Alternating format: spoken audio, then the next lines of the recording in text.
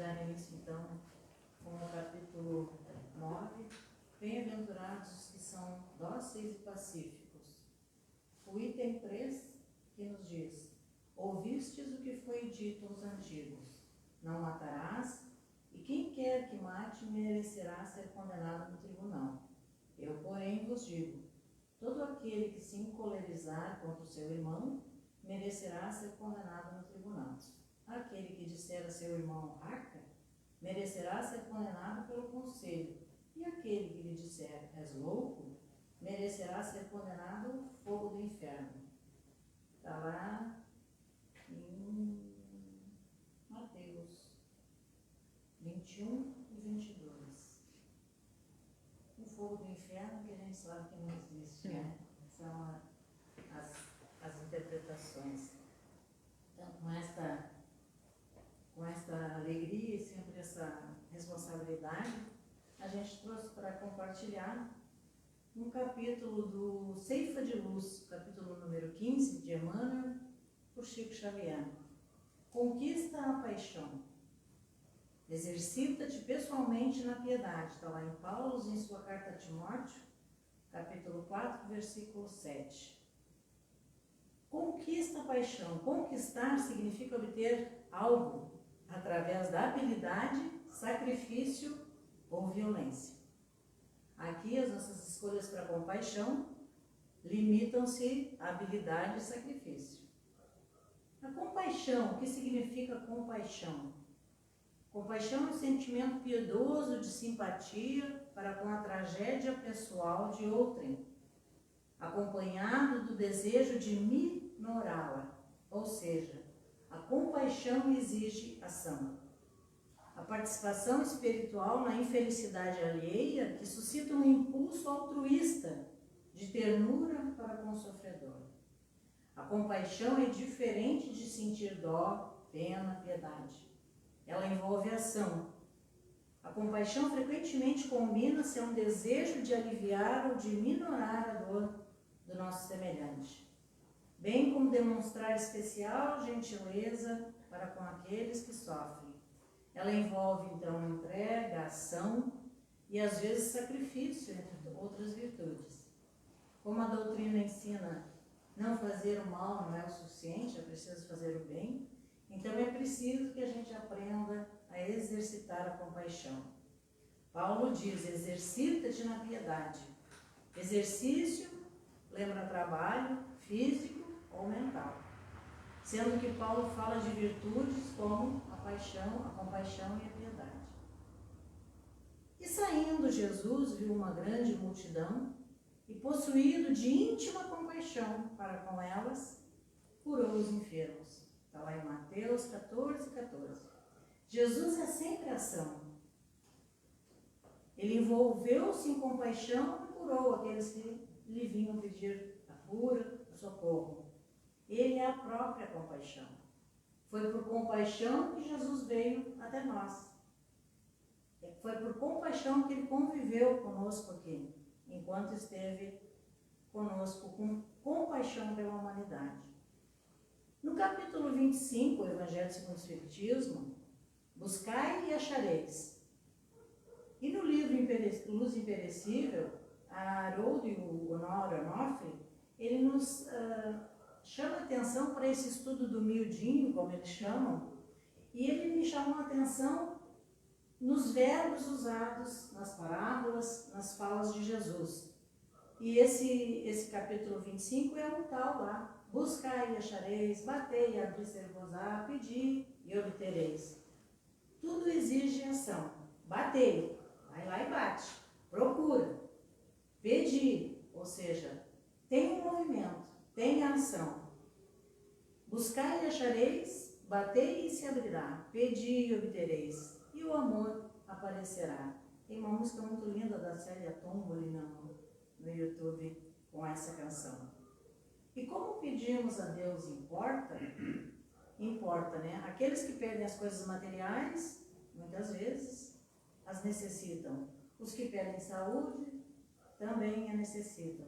E quais são, então, as nossas necessidades reais? Aqui eu citei esses livros para que a gente possa entender, e foi um grande aprendizado para mim, esse uso imperecível, em função de a gente pegar os pedacinhos, porque muitas vezes a gente quer ler o contexto inteiro, um parágrafo inteiro, e para poder absorver a moral daquele parágrafo. E às vezes em uma palavra, como ele diz, né, nos verbos usados pelas bem-aventuranças, a gente consegue entender esse movimento que Haroldo nos fala. Muitas vezes nós pedimos a Deus, aos anjos, ajuda, e muitas vezes nós não recebemos aquilo que pedimos. Muitos de nós ficam chateados às vezes, né? E sem que a gente perceba, dali a um tempo a resposta vem. Se Deus houvesse atendido os nossos pedidos, a gente teria passado por um trágico acidente, um avião que cai. Quantas vezes as pessoas são, né, tiradas ali? E aí, esse momento deveria despertar o sentimento da gratidão. Muitas vezes nós pedimos e não somos atendidos, e a gente às vezes fica até revoltado. Hoje a gente tem um pouco mais de compreensão, graças à doutrina, né? Mas muitas vezes as pessoas reclamam disso. Muitas vezes atribuem até ao acaso, né? Casualmente eu não fui naquele voo, não peguei aquele trem, não fui naquele avião. Então, sendo gratos, a compaixão já está mais próxima de nós. Todo aquele que busca algo, algo vai encontrar. Essas palavras de Jesus. E numa passagem de Jesus com o servo devedor, nós encontramos um exemplo exato da palavra compaixão. Um rei que desejava acertar as contas com seu servo, quando começou a fazê-lo, apresentou-se um servidor que lhe devia 100 denários. Era uma pequena fortuna na época. Mas não tinha como pagar a dívida. E o Senhor ordenou que ele e sua família vendessem tudo que tivesse para pagar, para quitar o débito. O servidor ajoelhou-se e pediu clemência. Tem paciência comigo, eu lhe pagarei. O Senhor teve compaixão. Cancelou a dívida e deixou ir. Ele agiu. Ele fez a ação da compaixão. E agiu perdoando o seu servo. Foi-se para a rua, o seu servo, e encontrou um conservo, que eles chamam, um conservo, desse outro que era uma hierarquia menor, né? E esse, então, devia 100 moedas de prata, era uma quantia bem pequena. E ele, indignado, pegou-o pelo colarinho, prensou-o contra a parede, gritando: pague-me o que me deves. E ele disse: tenha paciência comigo, eu lhe pagarei. Porém, ele não perdoou a dívida.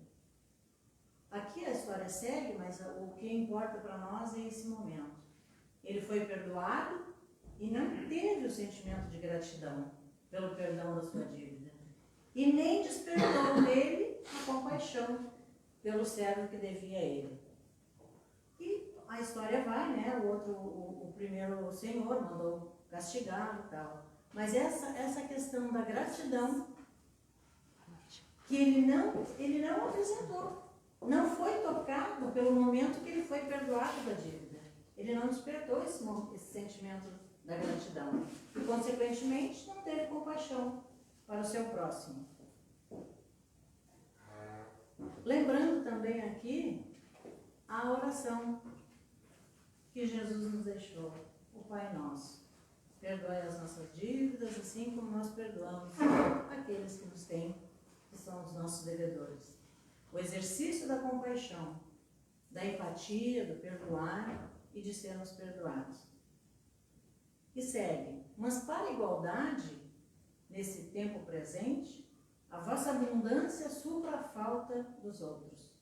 Está lá na carta de Paulo aos Coríntios, capítulo 8, versículo 14.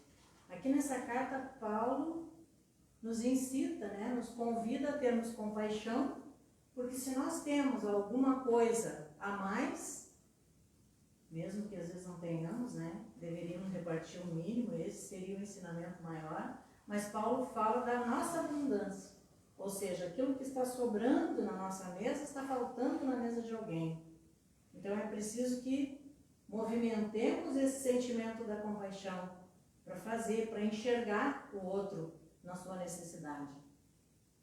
No livro Responsabilidade, Joana de Ângeles nos traz um texto de compaixão. Escasseia na atualidade o sentimento da compaixão. Habituando-se aos próprios problemas e aflições, o homem passa a não perceber os sofrimentos do seu próximo. Empedernido o sentimento da compaixão, a criatura avança para a impiedade e até para o crime. Olvida-se da gratidão aos pais e aos benfeitores, tornando-se de feitio soberbo, no qual a presunção domina com arbitrariedade. A compaixão é o primeiro passo para a vigência ativa das virtudes morais. Joana é firme, abrindo espaços para a paz e o bem-estar pessoal. Mediante o ato da compaixão, o homem aprende a sacrificar os sentimentos inferiores e abrir o coração. Quando nós agirmos mais com o coração, a bondade e a compaixão estarão presentes. E agora então começa Emmanuel no Ceifa de Luz. E ele começa assim: medita essas coisas, ocupa-te nelas, para que o teu aproveitamento seja manifesto a todos. Está em Timóteo, na primeira carta a Timóteo 4,15. Nessa carta a Timóteo, Paulo nos incita, nos convida para que sejamos exemplo, mas sem alardear. Aquele exemplo que é visto sem ser alardeado é o que tem mais valor. Aquele que não precisa ser notado, Então, é a compaixão que nos leva à ação, a agirmos sem fazer alarde. E continua Emmanuel: não se conhece nenhuma conquista que chegasse ao espírito sem apoio na prática. A prática é a ação. A terra é a escola da prática para todos nós. Aqui temos todas as condições de exercitar as virtudes que precisamos desenvolver e que nos farão ser homens de bem. Aqui nós provamos as dores, os amores, os sabores doces e amargos. São horas árduas de trabalho, infinitas reencarnações, todo o burilamento que nós devemos fazer. Essa reforma íntima exige ação, exige trabalho. Joana nos diz ainda: a compaixão é a virtude ou qualidade moral que melhor expressa o sentimento de benevolência e que prepara o ser para as propostas de elevação moral com renúncia e abnegação. As virtudes que nos vão fazer melhores se interligam, elas não são separadas, como nada no mundo é, Todos nós estamos conectados. Então, uma virtude vai arrebanhando a outra, vai sendo interligada com a outra. A renúncia, a compaixão, a abnegação, todas essas virtudes, piedade, dó, empatia.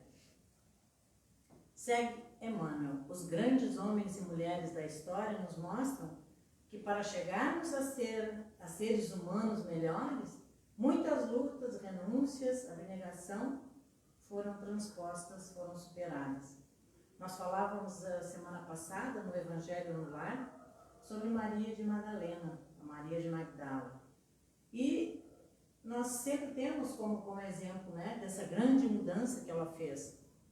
Ela deixou a vida dos prazeres, do luxo, da porta larga e foi ao mais humilde dedicado, abnegado ser ainda em sua encarnação. Costumamos dizer e ouvir: foi direto para o céu, como espírito evoluído. Ela evoluiu, mas terá feito todos os reparos necessários para que chegue a ser um espírito puro? Toda a sua vida, de uns 25 anos, foi dedicada à luxúria, aos prazeres. Depois, mais, quem sabe, uns 25 ou 30, na dedicação, e teriam apagado todos os erros cometidos. Mas Madalena, a partir de sua convivência com Jesus, tomou-se de compaixão. E o que ela fez? Ela foi se juntar aos leprosos. E com eles lá viveu todos os anos restantes de sua vida. No livro Boa Nova, no capítulo 20, nós temos uma passagem com Maria de Magdala. E Jesus diz: vai, Maria. Ação. Vai. Sacrifica-te e ama sempre. Longo é o caminho, difícil a jornada, estreita a porta, mas a fé remove os obstáculos. Nada temas, é preciso crer. Magdala seguiu os ensinamentos de Jesus. Por compaixão, os seus irmãos colocou-se em ação. E bastante ação, né? A gente sabe a história da Maria de Magdala. Já velha e leprosa, em seus momentos finais no corpo físico, nos relata Humberto de Campos, então, no Boa Nova, o verbo em ação sempre. Maria. Vai, Maria. E foi quando viu Jesus aproximar-se, mais belo do que nunca. Seu olhar tinha um reflexo do céu e o semblante trazia um júbilo indefinível. O mestre, estendendo-lhe as mãos, e ela se prosternou, exclamando como antigamente: Senhor. Jesus recolheu-a brandamente nos braços e murmurou: Maria, já passaste a porta estreita, amaste muito. Vem, que eu te espero. Ação. Vem para mim, Maria, vem comigo que eu te levo. Madalena fez a sua parte, elevou-se moralmente, sua mudança foi radical, por ter colocado em prática a compaixão. Ou seja, a compaixão é ação direta, é ação sempre. Prossegue Emmanuel. Um grande intérprete da música não se manteria nessa definição sem longos exercícios com base na disciplina. Quando vemos um artista que se destaca por seu talento, nós devemos tentar enxergar através dos bastidores que são horas a fio em estudos, de noites de dedicação, de ação, de movimento. Aqui entra a paixão, no sentido de muito amor a uma causa, que seja nas artes, no exercício de ensinar, de evangelizar, de pesquisar na área científica, de aliviar as dores físicas e morais. Nem toda paixão é carnal, é sensual, é sexual, né? Há paixões construtivas.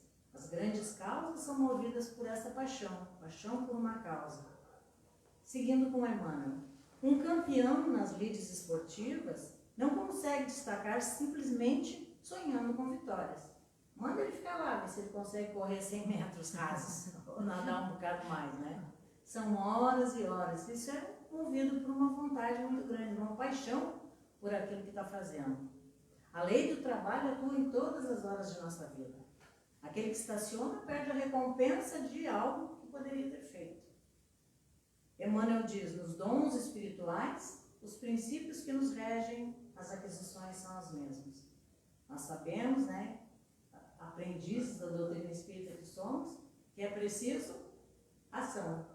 A ação de sermos melhores, a ação de nos mudarmos, né, de nos transformarmos. Porque muitos que entram na doutrina, a gente sabe, eles dizem assim, logo em seguida que sabem dessas coisas, dos valores morais, né? Não, isso não é para mim, dá muito trabalho, ação, mudança. Até há quem diga na próxima, tudo bem, temos o livre-arbítrio, né? Se não for nessa, paciência, vai ser na outra. Mas nós somos os donos dos nossos destinos. Nós é que determinamos quando queremos, né, alcançar um pouco mais de felicidade, de paz de espírito, de bondade que a gente tenha que fazer. Se quisermos que a compaixão nos ilumine, é imperioso exercitar a compreensão, a empatia e a piedade. E compreensão não vem a nós sem que façamos o esforço para isso, diz Emmanuel. Conquista, exercita-te.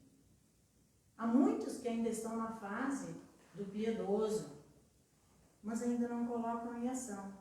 Já é um caminho, né? Aquele que se sensibiliza, porque hoje nós estamos com tantas notícias ruins, a gente acaba ficando um pouco envinagrado, como eu gosto de dizer, né? A gente vai ficando, parece que é indiferente, pois é sempre uma desgraça em cima da outra, para quem tem esse olhar, né? A gente tem que olhar para o lado bom, tem muita coisa boa acontecendo, mas a gente é bombardeado. Prossegue, Emmanuel. Aceitemos assim as nossas dificuldades por ocasiões preciosas de ensino, sobretudo no relacionamento uns com os outros. Nesse sentido, os que nos contrariam se mostram como sendo nossos melhores instrutores. Essa parte é uma das mais difíceis da gente entender. Que aqueles que colocam as pedras no nosso caminho são impulsionadores da nossa elevação moral. É comum até dizermos, né? Esse ou aquele só atrapalha a vida da família, desgraça a vida da família. E Emmanuel nos abre então a luz da verdade. O entrave do nosso caminho é para que nós ultrapassemos os sentimentos pesados e oportunidade de exercitarmos as virtudes. A tal da paciência. Joana de Ângeles nos diz ainda sobre a compaixão. A compaixão é sempre dinâmica, não se detendo em apenas sentir o problema do outro, porém atuando de forma salutar para que a dificuldade seja solucionada mediante a contribuição lúcida e misericordiosa. Joana é, né? Joana é. As oportunidades de aprendizado que vêm dessas pessoas que nos contrariam, é momento de pensar. Se eu estou errado, eu preciso mudar. Se eu estou certo, eu não devo me abater. Né? Com a crítica, com o julgamento. Porque se ele está certo, eu tenho que reconhecer que ele está certo, que o outro está certo. É hora de reavaliar as minhas atitudes. Aqueles que nos ferem de alguma forma nos convidam ao exercício da compaixão. Para com ele, muitas vezes para conosco mesmo. Né? Se de alguma forma nós pudermos ajudá-lo, auxiliá-lo, com alguma conversa fraterna, se não nos resta a compaixão das nossas preces por ele. Se é ele que está errado, né? Emmanuel segue: se alguém comete uma falta, reflitamos na doença mental que ele terá ditado o comportamento. Se um amigo nos abandona, imaginemos o quanto ele havia sofrido, né? Porque uma separação, uma briga entre amigos não acontece assim, não. Vai sendo uma coisa cumulativa, como em todas as relações. Então, Emmanuel nos diz o quanto ele sofreu para se afastar da gente. E muitas vezes a gente não percebeu aquele sofrimento que ele estava vivendo. É desse caminho que nos fala Emmanuel. Se ele se afastou amargurado, ele está sofrendo. Pensa na insatisfação enfermiça dos que se fazem perseguidores, ou na dor dos que se entregam a esse ou aquele tipo de culpa. Aquele que está em desequilíbrio, desajuste consigo, e por consequência com os outros, merece a nossa compaixão. Compaixão é a porta que se nos abre no sentimento para a luz do verdadeiro amor. Entretanto, notemos, ninguém adquire a piedade sem construí-la. Ação e movimento. E muitas vezes, como disse, esse sofrimento, essa ação é física e muitas vezes é mental. A nossa vibração precisa mudar, para que nós mudemos assim os nossos sentimentos baixos. E isso ninguém pode fazer por nós, a gente já sabe disso. Somente nós podemos mudar a nós mesmos. Como despertar então esses sentimentos, essas virtudes? A gente pode começar não banalizando a dor do outro. Já é um grande começo. Não menosprezando a sua caminhada. Cada um sabe a dor do que é ser o que é. Não banalizemos a dor, a depressão, a tristeza, a angústia alheia. Os psicólogos, esses dias ouvindo o Alberto Almeida, ele ainda relembrou, né? Não diga o depressivo, não, mas olha aí, tu tem uma vida maravilhosa, filhos, mas que cada vez a pessoa fica mais para baixo. O Alberto Almeida é fantástico, né? Então, se a pessoa está em depressão, nós precisamos aprender a usar da compaixão e estudar, procurar ajudar, né? De alguma maneira a gente tem que encontrar um caminho para ajudar aquela pessoa. Na parábola do bom samaritano, nós temos um outro grande exemplo de compaixão. Jesus era perfeito naquilo que dizia. O sacerdote e o levita esqueceram a piedade em Jerusalém. Portanto, assim que viu o homem caído à beira do caminho, ferido e despojado de seus bens pelos impiedosos assaltantes, a compaixão acionou um alarme no coração do bom samaritano. Ele tomou conta da cena, a gente sabe a parábola, né? Colocou no cavalo, levou, levou na estalagem, pagou e veio buscar, e veio repagar, continuar pagando. Essa parábola é maravilhosa. O que aconteceu? Ele foi tocado, ele colocou em movimento a compaixão. Não interessou a ele quem era. Ele não foi movido pelo preconceito. E isso que os samaritanos eram considerados desprezíveis pelos judeus ortodoxos, mas cumpridor de seus deveres humanos. Ele agiu. Ter preconceito é, pois, assimilar as coisas com julgamento pré-estabelecido, fundamentado na opinião dos outros. Os preconceitos são as raízes de nossa infelicidade e sofrimento neurótico, pois deterioram nossa visão da vida como uma lasca que inflama a área de nosso corpo em que se aloja. Está lá no Renovando Atitudes do Hamed. Então esse é o caminho. Seja por onde andarmos, que as nossas virtudes já adquiridas sigam conosco. Que a nossa luta interna seja de desconstruir o sacerdote e o levita que ainda há em nós. Eles passaram pelo seu irmão nu, em situação humilhante, e a compaixão não tocou o seu coração. O egoísmo falou mais alto. Eles se preocuparam com eles. Mas Jesus lhes disse: amai o próximo. Quem é o meu próximo? Aquele que estiver mais próximo de mim em necessidade. Nós temos vivido e ouvido muito essa banalização da vida, a dor do outro, as tragédias. Se a doutrina nos ensina que ninguém é inocente, mas ela também ensina que não cabe a nós julgar a dor do outro, muito menos as atitudes do outro. Mas ainda estamos um pouco longe disso, né? Não podemos ser nós a julgar, mas a gente ainda julga. Emitir uma opinião é rapidinho, a gente emite uma opinião. A compaixão é para com todos, e não apenas para aqueles que compartilham as mesmas ideias que nós. Para finalizarmos, então, essa reflexão sobre a compaixão, eu gostaria de lembrar que na semana que vem, dia 30 de junho, vai fazer 20 anos da morte de quem soube ter compaixão. Que é a amiga inseparável da ternura, que exemplificou a fraternidade, o amor ao próximo, Chico Xavier. Aquele que veio ao mundo e cumpriu com honra a sua missão de apóstolo amoroso de Jesus. Ensinou o amor, a compaixão, a abnegação, a renúncia, entre tantas outras virtudes. A sua vida foi compaixão 24 horas. 24 horas de compaixão tomava Chico Xavier. Na psicografia, nas cartas, nos livros, no café aos pobres, na água fluidificada, nas conversas nobres e alegres e nos desdobramentos. Foi perfeito? Não, mas está muito além de nós, né? Não usou o dinheiro dos livros para construir templos ou viver no conforto, e sim para minorar a dor alheia por pura compaixão. Que fique então essa mensagem, alguma coisa que bata no nosso coração e que desperte em nós sempre a compaixão. Que a paz de Jesus esteja em nossos corações, hoje e sempre. Que assim seja.